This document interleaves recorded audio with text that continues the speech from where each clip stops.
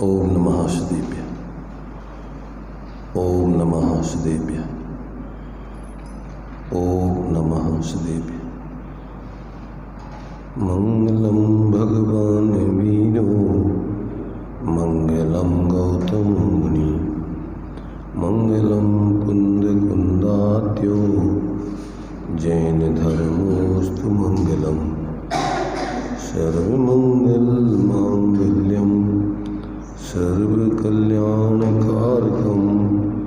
प्रदानं सर्वधर्माणां जैनं जयतु शासनं जैनं जयतु शासनं जीवं जीवं दव्वं जिणवर्वशेन जैननीतीर्थं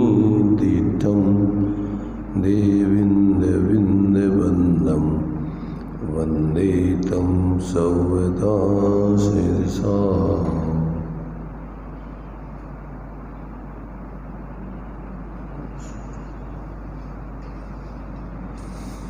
चर्चा अपनी द्रव्य संग्रह जी की 35वीं गाथा के माध्यम से चल रही है। इसमें संवर के विशेष कारणों को बताया जा रहा है। इसमें व्रत समिति, गुप्ती, धर्म, अनुप्रेक्षाओं की चर्चा चल रही है। अनुप्रेक्षाओं में अपनी जो है 3 अनुप्रेक्षाओं की चर्चा हो चुकी थी। अनित्य, असरण, संसार। अब आगे एकत्व अनुप्रेक्षा के अंतर्गत किस प्रकार से अपन को विचार आदि करना चाहिए, कैसी भावना आदि भाना चाहिए जिससे कि संवर होता है, आते हुए कर्म रुकते हैं और विकारी परिणाम उत्पन्न नहीं होते, निर्विकारी परिणाम उत्पन्न होकर जीव सच्चे सुख को प्राप्त करता है। ऐसे उस संवर की चर्चा यहाँ पर कर रहे हैं। तो इसमें अब एकत्व भावना में वो किस प्रकार से विचार करता है ज्ञानी, उस बात को यहाँ पर स्पष्ट करते हैं। अब एकत्व अनुप्रेक्षा कहते हैं, वह है इस प्रकार जानना। निश्चय रत्नत्रय ही जिसका एक लक्षण है, ऐसी एकत्व भावना रूप से परिणमित इस जीव को निश्चय नैसी सहजानंद सुखादि अनंत गुण के आधारभूत केवल ज्ञान ही एक सहज शरीर है। शरीर अर्थात क्या? स्वरूप। सप्त धातुमय औदारिक शरीर नहीं। उसी प्रकार आर्द्र और रौद्र रूप दुर्ध्यान से विलक्षण परम सामायिक जिसका लक्षण है, ऐसी एकत्व भावना रूप से परिणमित निजात्म तत्व ही एक सदा शाश्वत परम हितकारी परम बंधु है। विनश्वर और अहितकारी पुत्र स्त्री आदि नहीं। उसी प्रकार परम उपेक्षा संयम जिसका लक्षण है, ऐसी एकत्व भावना सहित स्वशुद्धात्म पदार्थ एक ही अविनाशी और हितकारी परम अर्थ है। स्वर्ण आदि अर्थ नहीं। उसी प्रकार निर्विकल्प समाधि से उत्पन्न निर्विकार परमानंद जिसका लक्षण है, ऐसे अनाकुलपने रूप स्वभाव युक्त आत्मसुखी एक सुख है। आकुलता का उत्पादक इंद्रिय सुख नहीं। एकत्व भावना में किस प्रकार से ज्ञानी जीवों की प्रवृत्ति होती है, जिससे कि संवर पूर्वक जीव को सच्ची सुख की प्राप्ति होती है और ये जीव संसार के दुखों से छूट जाता है। ये बात यहाँ पर स्पष्ट की जा रही है। किस प्रकार से यहाँ पर एकत्व भावना में विचार किया जाएगा, तो ये यहाँ पर जो बातें बतलाई जा रही हैं, ये 4 पॉइंट लिए हैं यहाँ। तो इन 4 पॉइंटों में क्या क्या बताया शरीर, बंधुजन, स्वर्ण आदि अर्थ और इंद्रिय सुख आदि जीव के निश्चय से नहीं है, ऐसा क्यों कहा गया है? ये 4 बातें यहाँ पर बताएंगी कि आत्मा का ज्ञान शरीर है, ये जड़ शरीर नहीं है। आत्मा के बंधु कौन हैं? आत्मा के मूल बंधु क्या हैं कि जो ऐसे आर्तरोध ध्यान को छोड़कर जो आर्तरोध ध्यान है, इन दुर्ध्यानों से विलक्षण जो परम सामायिक जिसका एक लक्षण है, ऐसी एकत्व भावना रूप से परिणमित निजात्म तत्व ही एक सदा शाश्वत परम हितकारी परम बंधु है। विनश्वर और अहितकारी पुत्र स्त्री आदि इसके बंधु नहीं। और स्वर्ण आदि अर्थ नहीं है, वे अनर्थ हैं, वे अनर्थ की जड़ हैं। यहाँ उसी प्रकार परम उपेक्षा संयम जिसका लक्षण है, ऐसी एकत्व भावना सहित स्वशुद्धात्म पदार्थ एक ही अविनाशी और हितकारी परम अर्थ है। क्या कौन सा परम अर्थ है?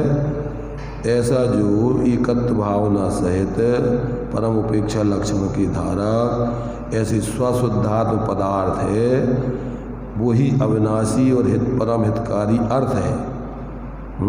अर्थ माने वास्तविक अपने हितकारी वस्तु।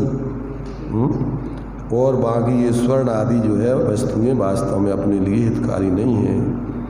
और इसी प्रकार सच्चा सुख क्या है? उसी प्रकार निर्विकल्प समाधि से उत्पन्न निर्विकार परमानंद जिसका लक्षण है, ऐसे अनाकुलपने रूप स्वभाव युक्त आत्मिक सुख ही सच्चा एक सुख है और आकुलता उत्पन्न करने वाले इंद्रिय सुख नहीं है। ऐसे ये 4 बातें जो है जीव को अनादिकाल से विपरीत बुद्धि होने के कारण क्या है, शरीर को अपना स्वरूप जानता है, बाही के संयोग बंधु माने मोही जीवों को अपना बंधु जानता है, स्वर्ण आदि को अपना अर्थ जानता है और इंद्रिय विषयों में प्रवृत्ति आदि को इंद्रिय सुख जानता है, इसमें अपना सुख मानता है। इन 4 बातों का यहाँ पर निषेध किया गया है। अब शंका उठाई शिष्य की तरफ से कि साहब ये आपने जो बातें बताई हैं कि शरीर, बंधुजन, स्वर्ण आदि इंद्रिय सुख ये जीव के निश्चय से नहीं है, ऐसा आप कैसे कह रहे हैं?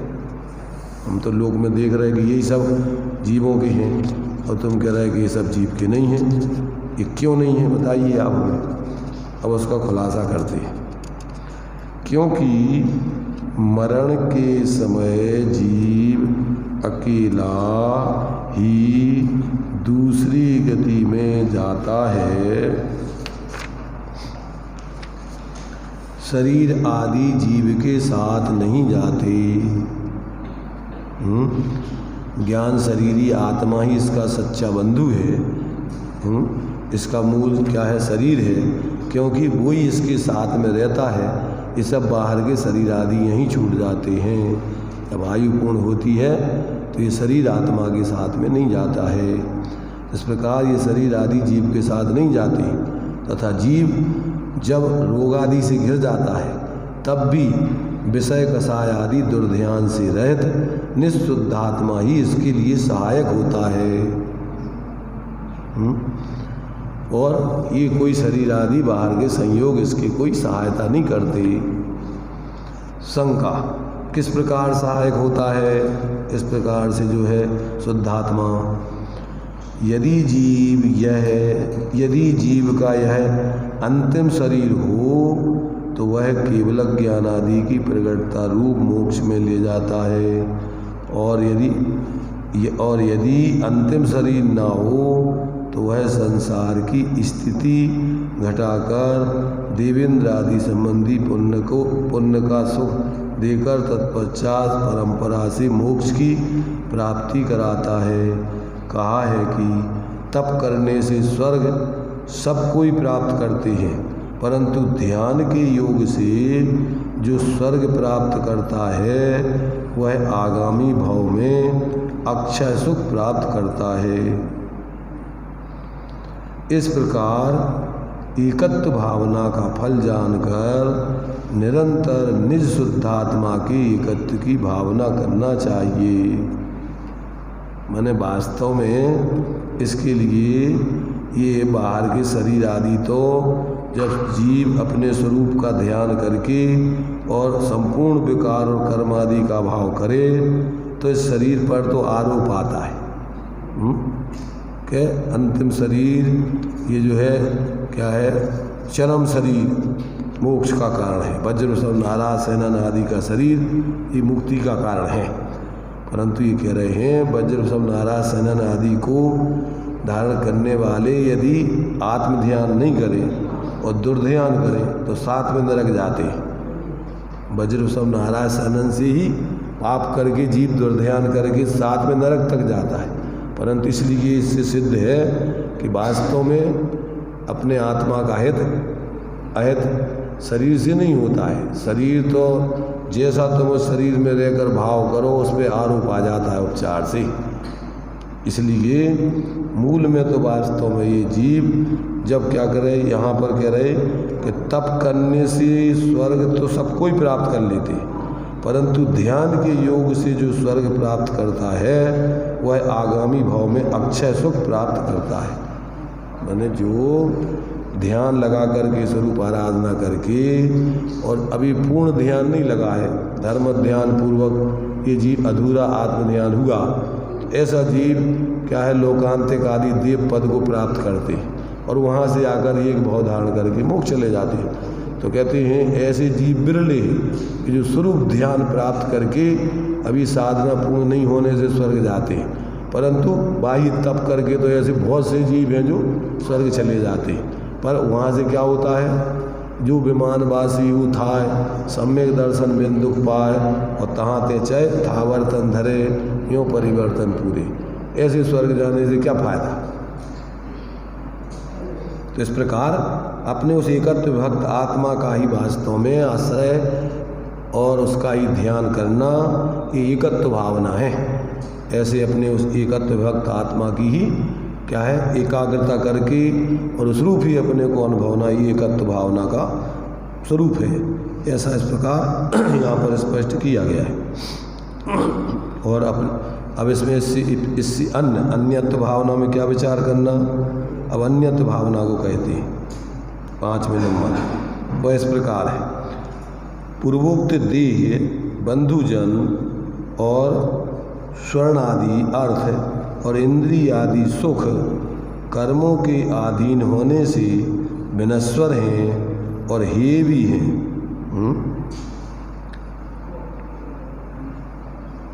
वे सब टंकोत्कीर्ण ज्ञायक एक स्वभाव होने के कारण नित्य और सब प्रकार से उपादेयभूत निर्विकार परम चैतन्य रूप चित्त चमत्कार स्वभावी निज परमात्मा पदार्थ से निश्चय नए से अन्य और भिन्न है।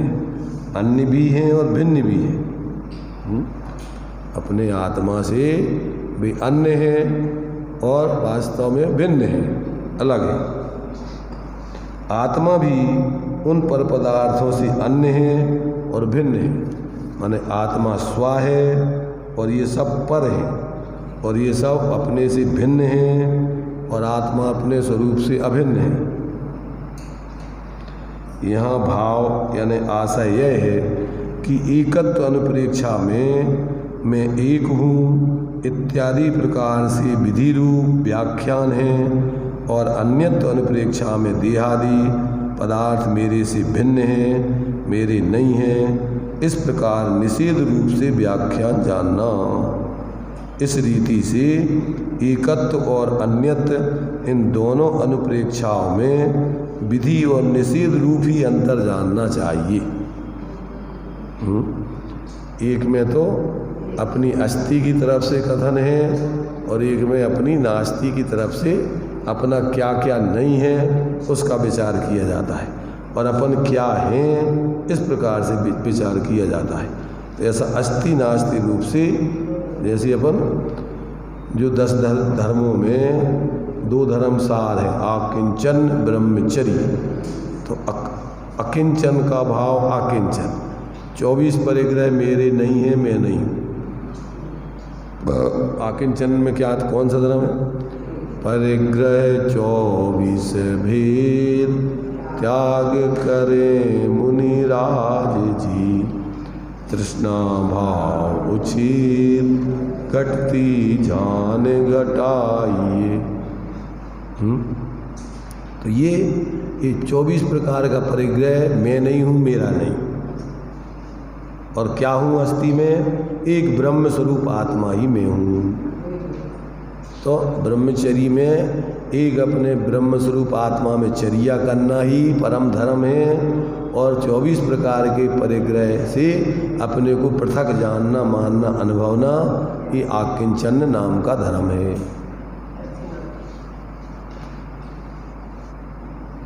देखो, भावना ही भाव का कारण है और भावना ही भाव के अभाव का कारण है। मुक्ति का कारण भी भाव नहीं है और संसार का कारण भी भाव नहीं है। अंतर क्या है? एक में अपने को अपने रूप भाना है और एक में अपने से जो भिन्न है, अन्य है, उनको अपने रूप भाना है। जो अपने से अन्य है, भिन्न है, उनको अपने रूप भाओगे तो संसार में भटकोगे। ऐसी भावना संसार का कारण है, मिथ्यात्व का कारण है, अज्ञान का कारण है, कसायों का कारण है। और परद्रव्यों से भिन्न अपनी उस चैतन्य स्वरूप आत्मा को ही आत्मा रूप में भाना, वो सम्यक्त का कारण है, सम्यक ज्ञान का कारण है, सम्यक चारित्र का कारण है। वो ही अपने लिए मुक्ति का कारण है, मुक्ति स्वरूप है।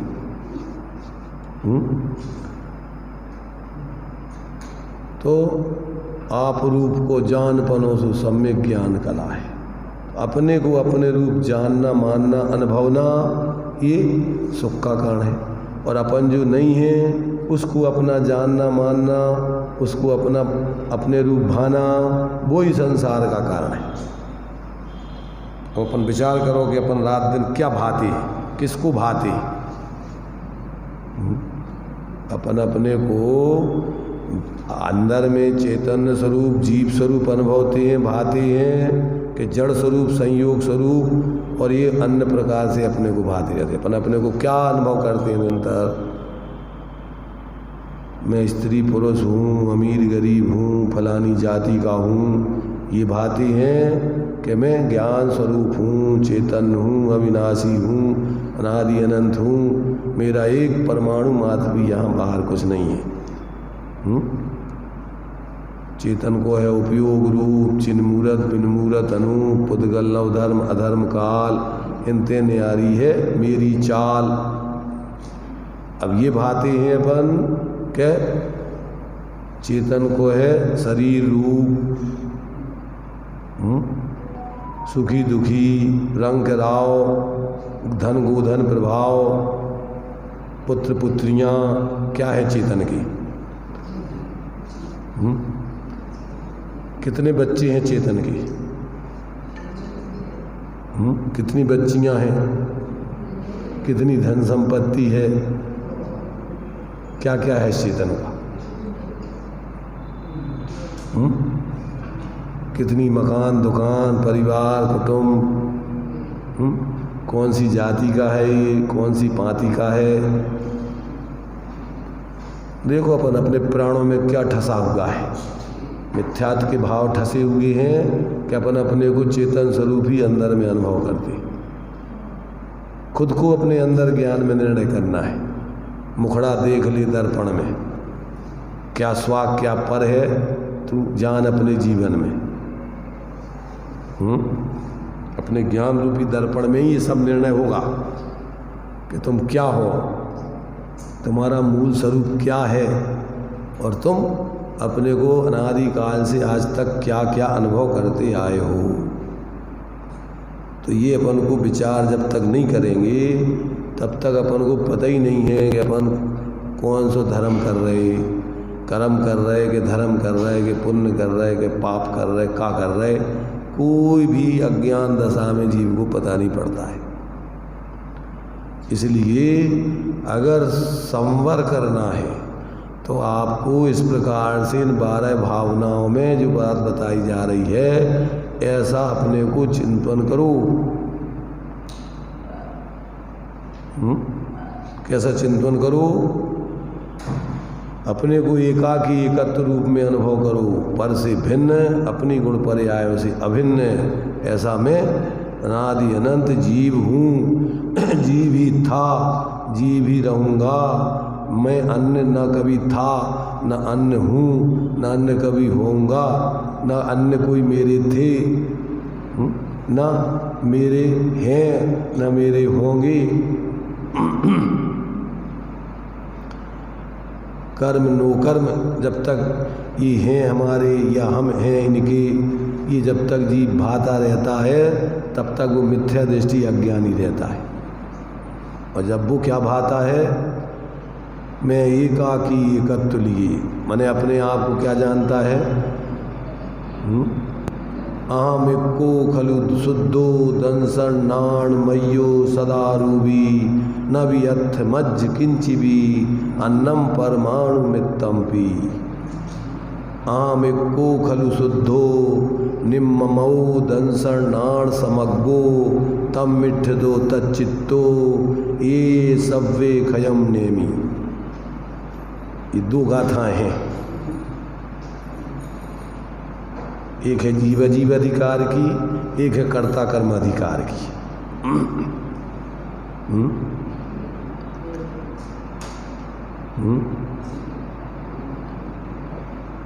एक में अजीवों से अपनी भिन्नता बतलाई, एक में आश्रवादी माने विकारी परिणाम आदि आश्रवों से अपनी भिन्नता बताई। इन दोइयों की भूल है मूल में। एक तो संयोग रूप में शरीर आदि को अपना जानता मानता है, या संयोगी भावों को अपना स्वरूप जानता मानता है। इन 2 से ही पृथकता कर लेना, ये मूल भेद विज्ञान है।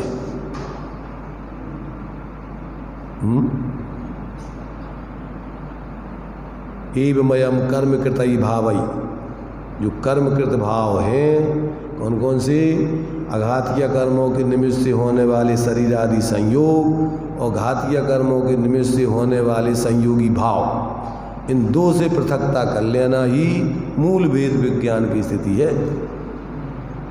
इन सबसे असंयुक्तोपि संयुक्ते प्रतिभाति सा प्रतिभासा एव खलु भव बीजम। इन संयोग और संयोगी भावों से आत्मा असंयुक्त होने पर भी संयुक्त जैसा प्रतिभासित होना, यही अज्ञानी जीवों को मूल संसार का कारण है। इन दोनों गाथाओं का सार प्रसार सिद्धि उपाय की 14वीं गाथा में मूल संसार का हेतु दिया आचार्य अमृतचंद देव ने, क्योंकि ये उस समय सार आदि ग्रंथों के टीकाकार भी हैं, इसलिए उनमें जो सार दिया है वो इस प्रसार सिद्धि उपाय ग्रंथ में उन्होंने भूमिका के रूप में पूर्व में दिया है। तो ये जो कर्मकृत भाव हैं, कर्मकृत भाव 2 प्रकार के, अघातीय कर्मों के निमित्त से होने वाले शरीर आदि संयोग और घातीय कर्मों के निमित्त से होने वाले आत्मा के संयोगी भाव।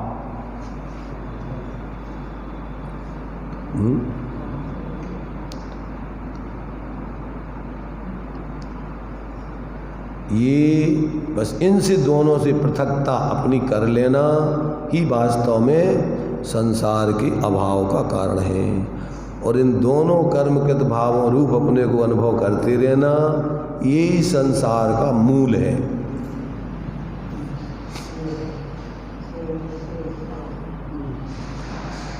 संयोग और संयोगी भाव, जिसको ज्ञेय ज्ञायक संकर दोष और भाव भावक संकर दोष के नाम से समय सार में कहा गया है। ज्ञान स्वरूप आत्मा से सारे ज्ञेय भिन्न हैं, परंतु उन ज्ञेयों और ज्ञान स्वरूप आत्मा को भिन्न नहीं जानना, ये ज्ञेय ज्ञायक एक दोनों को मिला दिया अपन ने, एक कर दिया। और इसी प्रकार जो भाव भावक कर्मकृत भाव हैं, वो कर्मकृत भाव आत्मा का स्वभाव नहीं है, वो आश्रव आदि भाव, विकारी भाव, वे अपने आत्मा से भिन्न स्वभाव वाले हैं। आत्मा ज्ञान स्वरूप है, ऐसा अपने ज्ञान में उन भावों से पृथकता करके अपने को ज्ञान स्वरूप अनुभव नहीं करना। राग आदि रूप, सुखी दुखी है, ज्ञान की हीनादिकता रूप जो 6 डाला में दिए, 4 घातीय कर्मों के निमित्त से और अघातीय कर्मों के निमित्त से जो परिस्थिति बन रही है, उस रूप अपने को अनुभव करना। मैं सुखी दुखी, ये साता साता वेदनी कर्म के उदय में जो क्या होता है, सुख दुख पुण्य पाप के उदय में होते हैं, उस रूप अपने को अनुभव करना मोह से। रंग राव मेरे सुततीय में सबल दीन बे, रूप सुभग मूरख प्रवीण। मैं सुंदर हूँ, मैं असुंदर हूँ, कुरूप हूँ, ये शरीर में एकत्व बुद्धि है। तन उपजत अपनी उपज, तन नाश आपको नाश मान। तो अपने लिए उसमें जो है रंग राव, और अपने लिए जो है गोधन प्रभाव, और साथ साथ मूरख प्रवीण। तो मूरख प्रवीण ज्ञानावर्णी दर्शनावर्णी कर्म के क्षयोपशम से ज्ञान दर्शन आदि की हीनाधिकता होने पर अपने लिए ज्ञान दर्शन की अधिकता होने पर अपने को बुद्धिमान समझदार मानना, और ज्ञान दर्शन की हीनता, ज्ञान दर्शन आदि कर्म के उदय से हीनता होने पर क्षयोपशम ज्ञान आदि की अपने को मूर्ख मानना। ये कर्मकृत भावों में एकत्व बुद्धि है। तुम हो तो सामान्य ज्ञान स्वरूप, कम ज़्यादा ज्ञान वाले नहीं, तुम ज्ञान वाले हो, जानने वाले हो। कम ज़्यादा ज्ञान तो कर्म के उदय की परिस्थिति है, केवल ज्ञान वाले हो तुम, मात्र जानना। ऐसा जब तक जीव को निर्णय नहीं होता है अपने मूल स्वरूप का, तब तक ये जीव रागादि प्रगट जे दुख देन तिन्हीं को सेवत गिनत चैन, ये सब इन सब स्वरूप, अपना जो स्वरूप इनसे पृथक ना देखकर इन रूप ही अपने को अनुभव करना, ये सब क्या है, एकत्व और अन्यत्व भावना से विपरीत है। एकत्व भावना में तो अपने स्वरूप को ही अपना स्वरूप जानना, मानना, अनुभवना, और अपने से भिन्न अन्य जो शरीर आदि रागादिक विकारी भाव आदिक हैं, इनको अन्य जानना। परिग्रह 24 भेद बतला रहे ना, तो 24 प्रकार में 14 प्रकार का अंतरंग परिग्रह, विकारी परिणाम आदि है सब, और बाहर में ये सब संयोग आदि जितने भी हैं, ये सब अपने से भिन्न है, अन्य हैं। ऐसा इस एकत्व और अन्यत्व भावना में जब तक विचार न किया जाए और अपने को अपने रूप अनुभव न किया जाए और अन्य को अन्य रूप अनुभव न किया जाए, तब तक ये संवर का कारण नहीं बनती।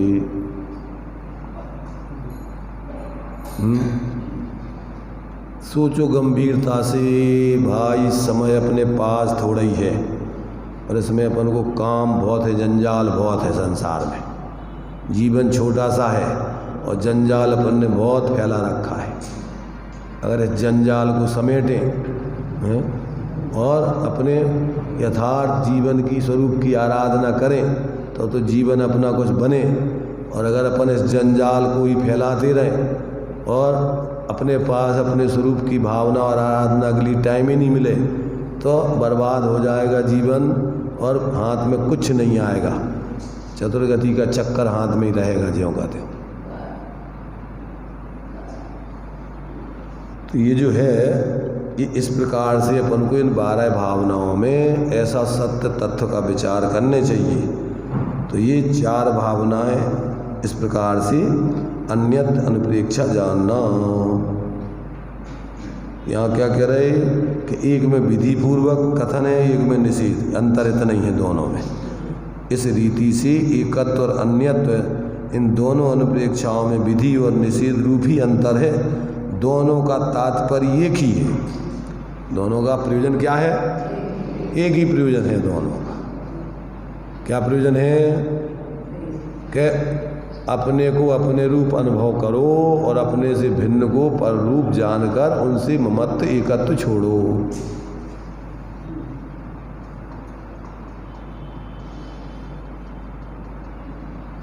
इसके पश्चात असुचि अनुप्रेक्षा को कहते हैं। असुचि अनुप्रेक्षा का विचार किस रूप करना, वह इस प्रकार है। सर्व प्रकार से अशुचि अपवित्र वीर्य और रज से उत्पन्न होने के कारण मात पिता रज बीरज मिलकर बनी देह तेरी।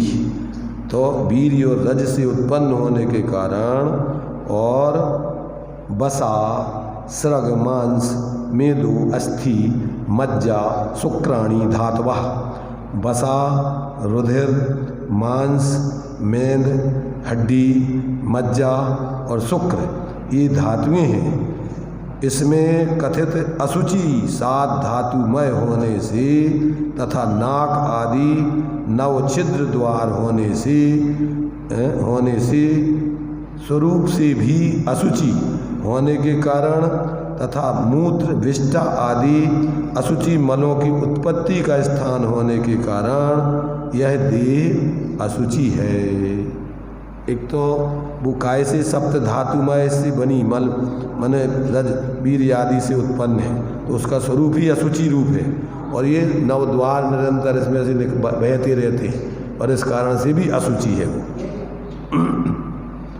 अशुचिमय और अशुचि का कारण होने से ये शरीर वास्तव में अपने लिए क्या है, ये अपने रूप, इसको अपने रूप नहीं अनुभव करना होने से ही भी अशुचि होने के कारण तथा मूत्र विष्ठा आदि अशुचि फलों की उत्पत्ति का स्थान होने के कारण यह देह अशुचि है। मात्र यह अशुचि का कारण होने से ही अशुचि नहीं है, परंतु स्वरूप से अशुचि को उत्पन्न करने वाला होने से वह अशुचि है। ऐसा शुचि परम ऐसी सुगंधित माला वस्त्र आदि में अशुचिपना उत्पन्न करने के कारण भी देह अशुचि है। देह के छूने से ये सारी चीज़ें शुचि चीज़ें भी अपवित्र हो जाती।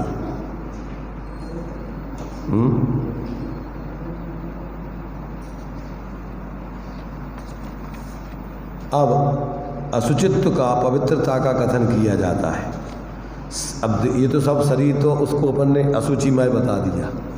अब शुचि क्या है, अशुचिता, इसमें अशुचित्व का पवित्र का कथन यहाँ विशेष रूप से किया जाता है। सहज शुद्ध केवल ज्ञानादि गुणों का आधारभूत होने से और स्वयं भी निश्चय से शुचि रूप होने से परमात्मा ही शुचि है।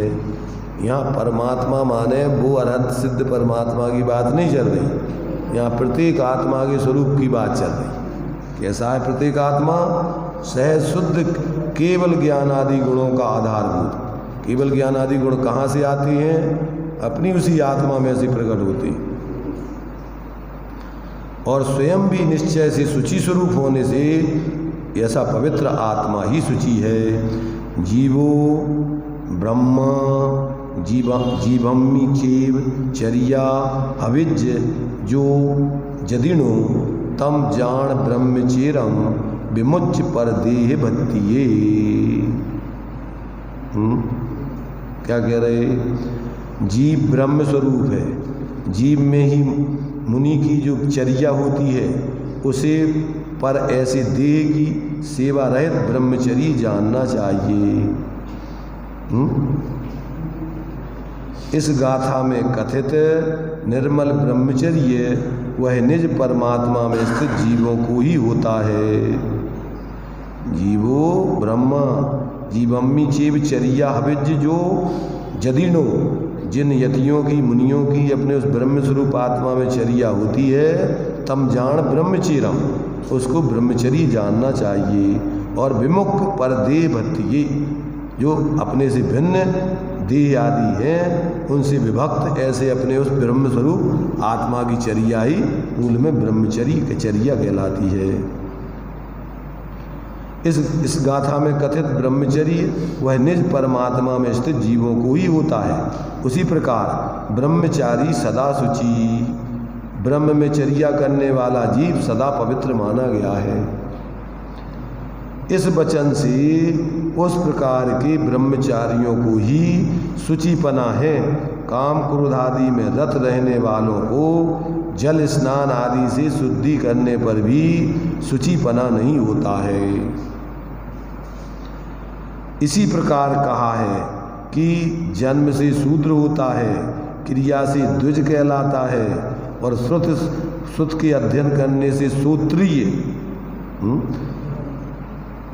द्विवेदी, त्रिवेदी, चतुर्वेदी, लोक में 4 वेद बतलाए, तो वेदी, द्विवेदी, त्रिवेदी, चतुर्वेदी, 1 वेद का ज्ञान, 2 वेद का ज्ञान, 3 वेद का ज्ञान, 4 वेद का ज्ञान, ऐसे लोग में नाम रख देते हैं ब्राह्मणों में, ये भैया चतुर्वेदी है, त्रिवेदी है, द्विवेदी है। परंतु यहाँ कह रहे हैं कि वास्तव में तो श्रुत रूप अपने लिए जो है अध्ययन, उसका अध्ययन करने से द्विज कहलाता है, ब्राह्मण कहलाता है। जन्म से तो सब शूद्र ही पैदा होते हैं, और सम्यक क्रिया करने से द्विज बन जाते हैं, द्विजन्म हो जाते हैं, और श्रुत का अध्ययन करने से श्रोत्रिय कहलाते हैं, और ब्रह्मचर्य द्वारा ब्राह्मण कहलाते हैं। ब्रह्म स्वरूप आत्मा में चर्या करने वाले ही ब्राह्मण कहलाते हैं। इस प्रकार नारायण ने युधिष्ठिर से कहा कि विशुद्ध आत्मा रूपी नदी में स्नान करना वही परम सुचिता का कारण है। लौकिक गंगा आदि तीर्थों में स्नान आदि वह सुचिता का कारण नहीं है। आत्मा रूपी नदी है, संयम तो पूर्णा सत्यवाह शील तटा दयोर्मी तत्राभिषेकम कुरु पांडुपुत्र न वारणी शुद्ध्यति चा अंतरात्मा। संयम रूपी जल से परिपूर्ण, सत्य रूपी प्रवाह वाली, शील रूपी किनारों वाली और दया रूपी तरंगों वाली जो आत्मा रूपी नदी है, उसमें हे पांडुपुत्र स्नान करो। अंतरात्मा जल से शुद्ध नहीं होती, अंतरात्मा बाह्य जल से शुद्ध नहीं होती है। एक दृष्टांत इसमें आता है कि जब ये पांडव वगैरह युधिष्ठिर ये गंगा के लिए स्नान करने के लिए जा रहे थे नदी में, तो इन्होंने एक तुमड़ी दी अपनी कि हमारी तरफ से तुमड़ी ले जाओ और इसको स्नान करा के लेता आना। तो वो तुमड़ी ले गए। इन लोगों ने तो सब लोगों ने एक बार नदी में स्नान किया। अब ये श्री कृष्ण की तुमड़ी थी, तो जो भी नदी में जाए वो सब ले करके उसको स्नान करा के लाए। बाद में जब ये लोग पहुँचे श्री कृष्ण के बाद, तो उन्होंने उस तुमड़ी को बना करके सबको चखाया। तो देखो भाई चखो इसको, तो वो माँ कड़वी कहने लगे, देखो भाई अगर गंगा में स्नान करने से पवित्र हो जाते तो ये तुमड़ी का कड़ुआपन तो दूर हुआ नहीं है? अपने अंदर के विषय कसायों की अगर अपवित्रता है तो नदी में नहाने से कैसे शुद्ध हो जाओगे? और अगर इस नदियों में नहाने से पवित्र होते तो इसमें तो मेढक, मगरमच्छ, मछलियाँ इसी में लोरी हैं, उनका तो बिल्कुल मोक्ष ही हो जाएगा। इसलिए ये बाह्य नदियों में स्नान करने से कोई पवित्र नहीं होता है। अपने अंदर में वो चैतन्य आत्मा रूपी नदी में जो स्नान करता है वो ही पवित्र होता है। इस प्रकार संयम रूपी जल से परिपूर्ण और सत्य रूपी तट प्रवाह वाली और शील रूपी तटों किनारों वाली और दया रूपी तरंगों से तरंगायत ऐसी आत्मा रूपी नदी में जो स्नान करता है वो ही वास्तव में पवित्र होता है। बाहर के नदियों में स्नान करने से कोई पवित्र नहीं होता है। ऐसा हिंदू शास्त्रों में भी लिखा हुआ है। इस प्रकार असुचित अनुप्रेक्षा को जानना चाहिए।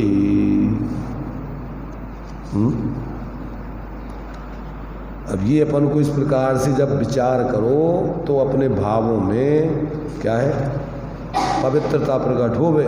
और यदि अपन इस प्रकार से विचार नहीं करो और मोह ममता के विचारों में लगे रहो तो अब आत्मा तो निरंतर मोह राग द्वेष आदि से दुखी है और संसार को बढ़ाती रहेगी। मनोरंजन करते रहो धर्म के नाम पे कुछ बाहर में, और अंदर में अपने स्वरूप का बोध ही नहीं, तत्व का ज्ञान ही नहीं। धर्म के नाम पर बाहर में कुछ भी करते रहो, उठापटक पैसा इकट्ठे करते रहो, कुछ और करते रहो, कुछ करते रहो, कल्पना है अपनी मिथ्या झूठी, उससे कुछ धर्म परम नहीं होना है। इसलिए भाई ये अपन को समझने चाहिए धर्म का यथार्थ स्वरूप, संबर का कारण। जब तक अपन ऐसा सम्यक वस्तु स्वरूप का विचार करके अपनी पवित्र भावनाएं नहीं करेंगे, तब तक जीवन में सच्चे अर्थों में धर्म का उद्भव नहीं हो सकता है। इसलिए जो ऐसे अपने आत्मा की अनुभूति पूर्वक बाहर के कसायों के शुभाशुभ भावों को छोड़कर स्वरूप की आराधना करते हैं, उनको संयम प्रकट होता है, उनको संबर होता है। इस संबर के अंतर्गत अपनी संबर के कारणों की चर्चा चल रही है, जो 6 डाला में एक लाइन में दे दिया कि जिन पुण्य पाप नहीं कीना, आत्म अनुभव चित दीना, तेने ही विधि आवत रोके, संबर लहे सुख आवे लोक। उसी संबर की विस्तार में चर्चा चल रही है। उन्होंने एक लाइन में जिसको समझा दिया है, उसी को एक लाइन के ये उसी का विस्तार है। इसी में से उनने सार रूप में वो लाइनें लिखी, सबका सार। तो ये असुचि भावना, इस प्रकार से विचार करना चाहिए कि बाहर में कहीं कोई सुचिता नहीं है, अंदर में ही अपने स्वरूप के अवलंबन से पवित्रता पैदा होती है। बाहर में कोई उठापटक करते रहने से कोई शुद्धि नहीं होती है। शरीर के स्नान कर लेने से कोई शुद्धि नहीं हो जाती है। वो तो संसार में गृहस्थ आदि जीवों को शरीर आदि में व्यवहार से गिलानी दूर करने के लिए मन की ये सब व्यवहार व्यवस्था है। परमार्थ से तो अपन देखते हैं कि साधु नहाते ही नहीं हैं,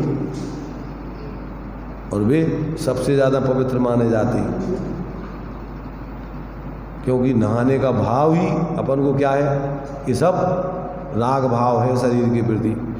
आत्मा तो अमूर्तिक है, तो वो तो कोई वास्तव में कोई शरीर जल से नहाती नहीं है, वो तो अपने उस ज्ञान रूपी अमृत रूपी जल का भोजन स्नान करती है।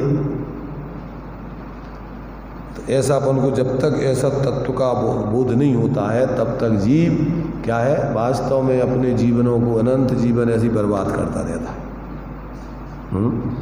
तो ये कितनी भावनाएं हो गई?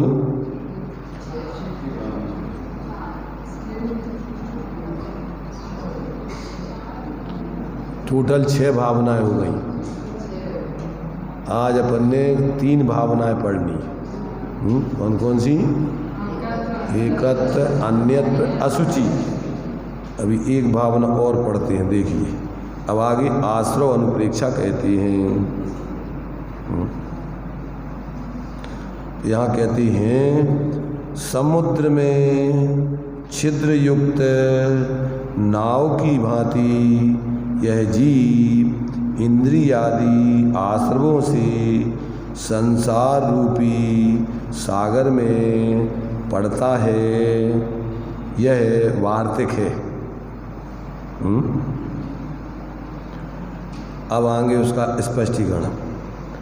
अतीन्द्रिय स्वशुद्धात्म संवेदन से विलक्षण स्पर्शन, रसना, घ्राण, चक्षु, कर्ण, ये 5 इंद्रियां हैं और परम उपसमूर्ति परमात्म स्वभाव को क्षोभ उत्पन्न करने वाले क्रोध, मान, माया और लोभ, ये 4 कसाय कहलाते हैं।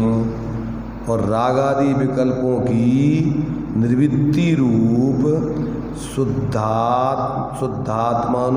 से प्रतिकूल हिंसा, असत्य, चोरी, अभ्रम और परिग्रह में प्रवृत्ति रूप 5 अव्रत कहलाते हैं। निष्क्रिय निर्विकार आत्म तत्व से विपरीत ऐसी मन वचन काया के व्यापार रूप परमागम में कथित सम्यक्त क्रिया, मिथ्यात्व क्रिया आदि 25 क्रियाएं हैं। सम्यक्त वर्धनी क्रिया, मिथ्यात्व वर्धनी आदि क्रिया।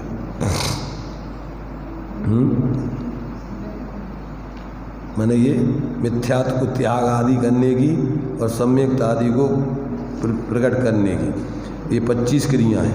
इस प्रकार इंद्रिय, कसाय, अव्रत और क्रिया रूप, माने यहाँ तो अपने लिए जो है ये किस प्रकार से आश्रव आदि के कारण आदि हैं और कैसे उनसे पृथक हुआ जाता है, उस सब का यहाँ पर विचार किया जा रहा है। तो इस प्रकार 5 इंद्रिय, 4 कषाय, 5 पाप आदि के अव्रत और 25 क्रियाएं, ये आश्रवों का स्वरूप जानना चाहिए। जिस प्रकार समुद्र में अनेक रत्न रूपी माल से भरा हुआ छिद्र युक्त जहाज उसमें जल प्रवेश करने पर डूब जाता है, समुद्र के किनारे नगर के पास नहीं पहुंच सकता है, नगर में नहीं पहुंच सकता है, उसी प्रकार सम्यक दर्शन ज्ञान चारित्र स्वरूप अमूल्य रत्नों रूपी माल से भरा हुआ जीव रूपी जहाज पूर्वोक्त आश्रव रूपी द्वारों में कर्म रूपी जल प्रवेश करने पर संसार रूपी समुद्र में डूब जाता है। केवल ज्ञान, अव्यवहार, सुख आदि अनंत गुण रूप रत्नों से पूर्ण ऐसे मुक्ति रूपी समुद्र के किनारे बसे हुए नगर में नहीं पहुंच पाता है। इस प्रकार आश्रवगत दोषों का चिंतन करना उसे आश्रव अनुप्रेक्षा कहते हैं।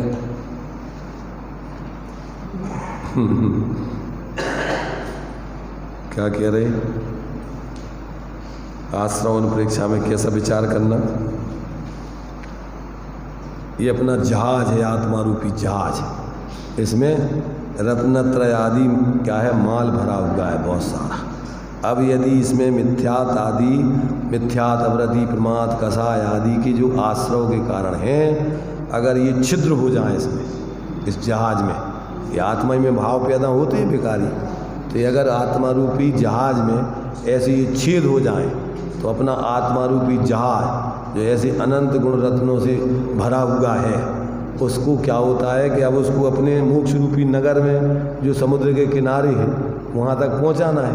तो अब ये क्या होगा कि सब बीच समुद्र में ही डूब जाएगा, इसमें पानी भर जाएगा, तो कर्म रूपी आश्रव रूपी इसमें जल भर जाएगा, तो ये अपने नगर तक, मोक्ष महल तक नहीं पहुँचेगा, नगर तक नहीं पहुँचेगा। इसलिए जो अपन पढ़ते हैं, आत्म के अहित विषय कसाय, इनमें मेरी परिणति न जाय, मैं रहूं आप में आप लीन, सो करऊं भोग ज्यों निजाधीन, मेरे न चाहे कछु और ईश, रत्नत्रय निधि।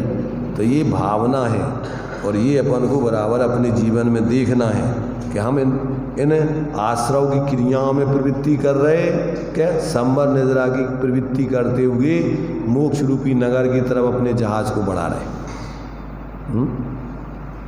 अगर अपने जहाज में छिद्र हो जाए तो समझदार लोगों का काम क्या है कि जल्दी से उस छिद्र को बंद कर दे संवर से, और निद्रा से जल्दी से उस पानी को उलीच करके उसे अलग कर देंगे, तो मोक्ष रूपी नगर में अपना जहाज माल भरा हुआ पहुंच जाएगा। पर अनंत काल तक अपने महल में रह करके और भोग करो।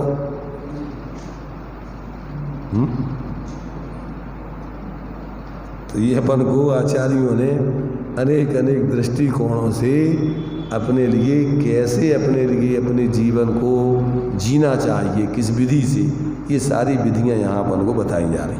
तो 5 इंद्रिय के विषय और कषाय और 5 प्रकार के पाप रूपी अव्रत और इस प्रकार मिथ्यात आदि वर्धनी ये क्रियाएं, ये बाहर की आश्रमों का कारण हैं। इसलिए इनसे निर्वृत्ति करके और अपन ऐसे अपने उस चेतन रूपी आत्मा की श्रद्धा ज्ञान लीनता पूर्वक स्वरूप की भावनाएं भाते हुए उसमें अपने स्वरूप की आराधना करते हुए और अपने इस चेतन रूपी जहाज को इस संसार रूपी समुद्र से निकालकर उस मोक्ष महल में, मोक्ष महल तक जो अपने समुद्र की नजदीक ही वहाँ पर महल बसा हुआ है।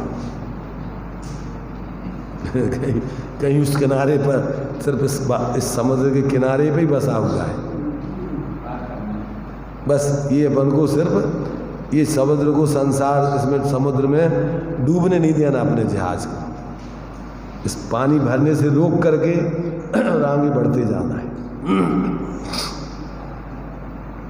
इस प्रकार ये आश्रव अनुप्रेक्षा के अंतर्गत ऐसा अपन को विचार करके और आश्रवों से बचते रहते हुए जीना चाहिए। ये आश्रव अनुप्रेक्षा का प्रयोजन है।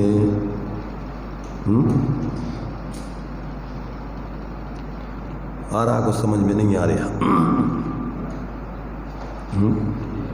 तो सम्यक दर्शन ज्ञान चारित्र रूपी अमूल्य रत्न रूपी माल से भरा हुआ जीव रूपी जहाज पूर्वोक्त आश्रव रूपी द्वारों में कर्म रूपी जल प्रवेश करने पर संसार रूपी समुद्र में डूब जाता है। केवल ज्ञान अव्यवहार सुख आदि अनंत गुण रूप रत्नों से पूर्ण ऐसे मुक्ति रूपी समुद्र के किनारे के नगर में नहीं पहुंच सकता है। इस प्रकार आश्रवगत दोषों का चिंतन करते हुए उससे निवृत्ति करना, ये आश्रव अनुप्रेक्षा जानना चाहिए।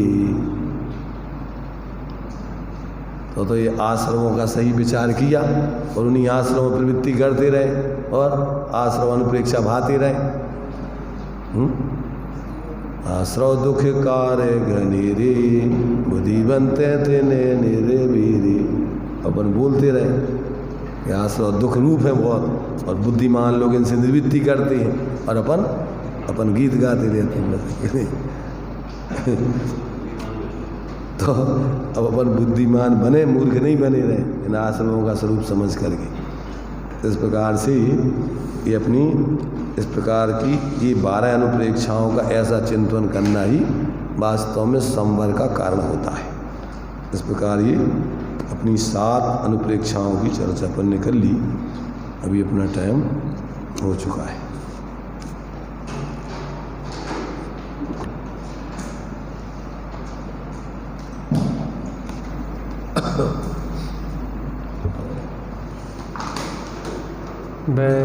बैराग्यो पावन माई चिंते अनुप्रेक्षा भाई।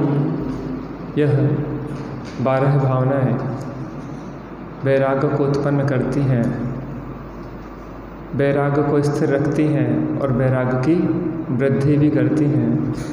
ऐसी अनित्य, असरण, संसार, एकत्व, अन्यत्व, अशुचि और आश्रव, ऐसी भावनाओं की चर्चा हुई। हम भी इन 12 भावनाओं का चिंतन करके शीघ्र स्वरूप का आश्रय लेकर मुक्ति को प्राप्त करें, ऐसी मंगल भावना।